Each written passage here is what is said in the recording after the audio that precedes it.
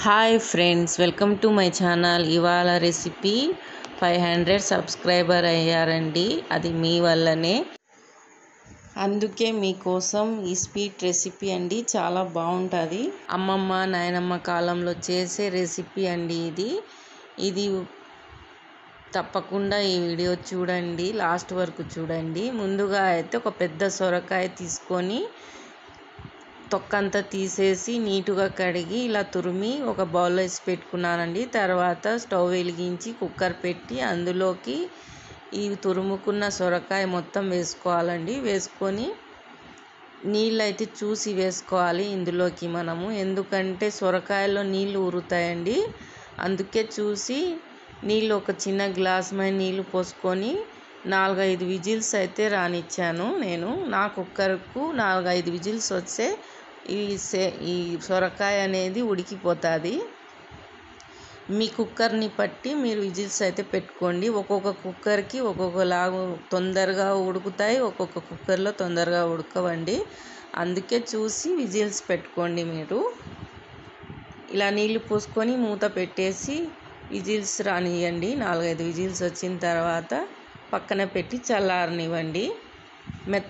మరీ మెత్తగా ఉడికించుకోకూడదు. ఇలా ఉడికిన తర్వాత పక్కన పెట్టేయండి కుక్కరు. ఆ తర్వాత అయితే బెల్లం తీసుకున్నానండి.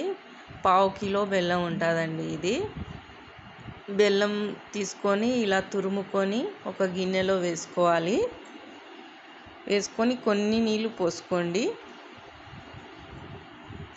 చూసి వేసుకోండి నీళ్ళు. నేను ఒక చిన్న గ్లాస్ మైన అయితే వేసుకున్నాను నీళ్ళు. వేసుకొని స్టవ్ వెలిగించి ఈ తురుముకున్న బెల్లం గిన్నెలో వేసుకున్న గిన్నె స్టవ్ మీద పెట్టేసి ఈ బెల్లం కరిగేంత వరకు స్టవ్ దగ్గరే నిలబడి కలుపుకుంటూ ఉండండి. ఇలా కలుపుతూ ఉంటే తొందరగా కరిగిపోతుందండి. ఈ బెల్లం పాకం రావాల్సిన అవసరం లేదండి. ఇలా కరిగిన తర్వాత మనం టీ వడగట్టుకునే స్ట్రైనర్ తీసుకొని మొత్తం వడగట్టుకోవాలండి పక్కన. ఎందుకంటే పుల్లలు ఏమన్నా ఉంటాయి బెల్లంలో, చూసి వడగట్టుకొని పక్కన పెట్టుకోండి. తర్వాత కుక్కర్ అయితే చల్లారిపోయింది. చల్లారిన ఈ సొరకాయని ఒక బౌల్లో వేసుకొని చల్లారనివ్వండి కొద్దిగా. ఇది చల్లారేలోపు ఈ వడగట్టుకొని పెట్టుకున్నానండి ఈ బెల్లం పాకం మొత్తం. ఇలా వడగట్టుకున్న తర్వాత ఒక గిన్నె తీసుకొని స్టవ్ మీద పెట్టి ఈ వడగట్టుకున్న బెల్లం పాకం వేసుకోవాలి. వేసుకున్న తర్వాత లో ఫ్లేమ్లో పెట్టుకొని ఇది ఉడుకుతుండగా ఉడికిన సొరకాయని తీసుకొని ఇందులోకి ఈ బెల్లం పాకంలోకి వేసేయాలి.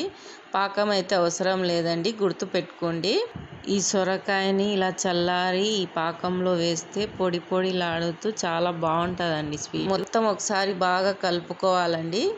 కలుపుకొని లో ఫ్లేమ్లో సిమ్లో పెట్టేసి ఇంకా మూత పెట్టేసి ఉడకనివ్వాలి. మధ్య మధ్యలో కలుపుకుంటూ ఆ బెల్లం పాకం అంతా మొత్తం ఇంకిపోవాలి. దగ్గరికి అయిన తర్వాత స్టవ్ ఆఫ్ చేసేసి ఒక గిన్నె తీసుకొని ఆ గిన్నెలోకి బటర్ వేసుకోవాలండి. నేనైతే 2 క్యూబ్ బటర్ వేసుకున్నాను. వేసుకొని కరిగిన తర్వాత ఇందులో కాజు, బాదం, కిస్మిస్, పిస్తా ఏవైనా వేసుకోవచ్చండి. డ్రై ఫ్రూట్స్ మీ ఇష్టం. వేసుకొని ఇలా లో ఫ్లేమ్లో వేయించుకొని ఇలా గార్నిష్ చేసుకోండి. పొడి పొడిలాడుతూ ఎంతో రుచికరమైన సొరకాయ సేమియా అయితే రెడీ. చాలా బాగుంటుందండి. కొంతమంది హల్వా అంటారు, కానీ హల్వా కాదండి, ఇది పొడి పొడిలాడుతూ భలే ఉంటుందండి స్వీటు. ఒక్కసారి ట్రై చేయండి. బెల్లంతో చేసాం కాబట్టి షుగర్ ఉన్న వాళ్ళైనా తినచ్చు, ఏమి కాదు, చాలా బాగుంటుంది. ఒక్కసారి ట్రై చేయండి. వీడియో నచ్చినట్లయితే లైక్ చేయండి, షేర్ చేయండి, సబ్స్క్రైబ్ చేయండి. మీ ఫ్రెండ్స్కి కానీ షేర్ చేయండి. Thank you for watching.